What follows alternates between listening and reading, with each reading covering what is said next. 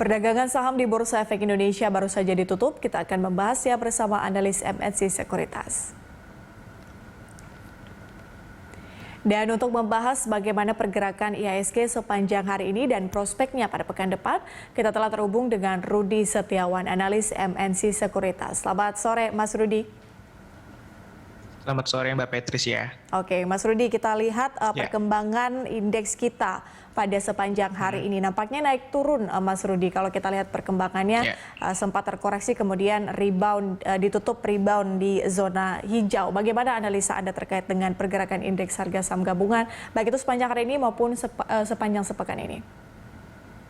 Oke, kalau kita lihat memang lebih kepada adanya tekanan ya dari sisi global, meskipun memang ditutup di zona hijau. Namun kalau kita lihat sebenarnya ada beberapa tekanan yang didampakkan dari global, yaitu adanya ketegangan antara Rusia dan juga Tiongkok, dan itu juga memang ditambah juga dengan adanya bertambah untuk dari COVID-19 di India, di mana penambahannya itu mencapai 200.000 untuk dari penyebaran di India. Itu yang memang menyebabkan adanya kekhawatiran untuk dari beberapa outlook ekonomi yang bisa menekan kembali untuk dari equity market, khususnya di emerging market seperti Indonesia ya Mbak Patricia.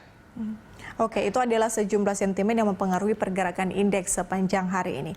Mas Rudi, kemudian bagaimana pengaruh adanya diskon PPNBM, kemudian insentif properti, dan juga data ekspor impor terhadap potensi penguatan indeks kita? Saran dan juga rekomendasi dari Anda, Mas Rudi?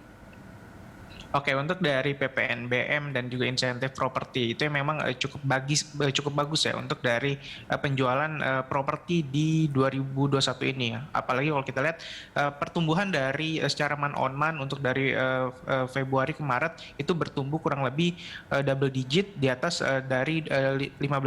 Kalau kita lihat seperti Sumarekon saja bisa untuk mencatatkan month on month bertumbuh sebesar 43%. Nah, untuk dari beberapa insentif lain, untuk dari insentif PPNBM seperti penjualan mobil pun itu cukup direspon baik ya, di mana memang beberapa penjualan mobil khususnya untuk yang dimiliki oleh Astra Indonesia sendiri itu bertumbuh bisa dikatakan cukup baik di tengah memang masih ada untuk dari COVID-19 ini mengganggu untuk dari penjualan beberapa mobil lainnya. Namun untuk dari data ekspor impor sendiri saya melihat lebih kepada depresiasi rupiah, di mana memang kalau kita lihat rupiah kita saat ini berada di level 14.550 sampai dengan 14.600, itu yang memang menyebabkan untuk dari nilai ekspor kita bisa dikatakan cukup tinggi, namun lebih kepada adanya depresiasi rupiah yang terjadi pada saat ini Mbak Patricia.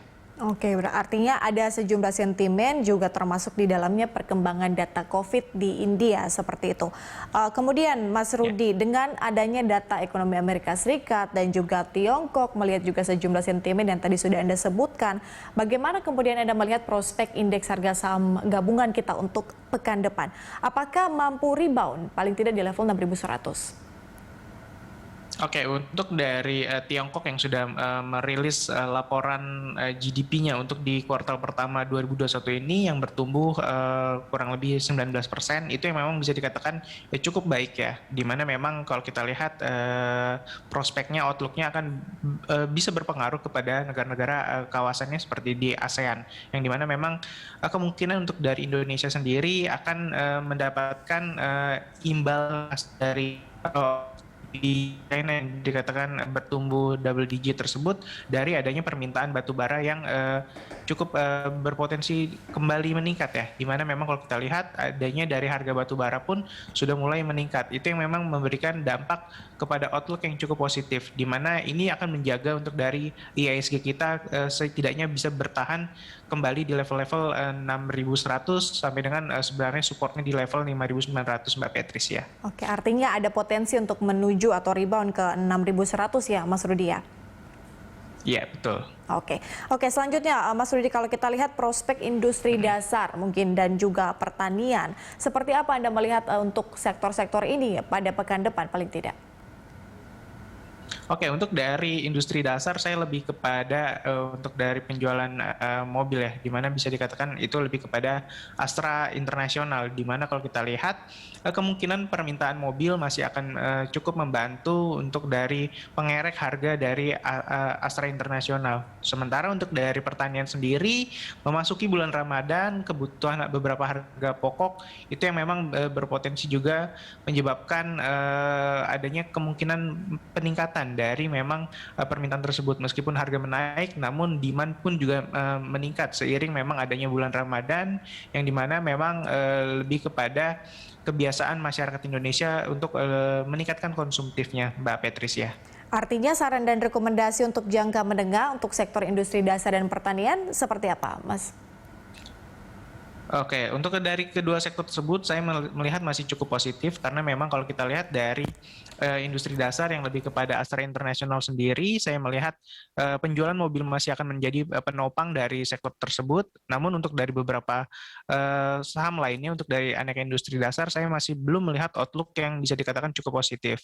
Sementara untuk dari pertanian sendiri, saya masih melihat untuk dari outlook positif, di mana memang sebenarnya beberapa sentimen yang untuk dikeluarkan dari beberapa pemerintah sendiri itu yang memang langsung yang bisa dimanfaatkan oleh sektor tersebut, sehingga memang ini akan memberikan outlook positif terhadap sektor di pertanian sendiri, Mbak Patricia.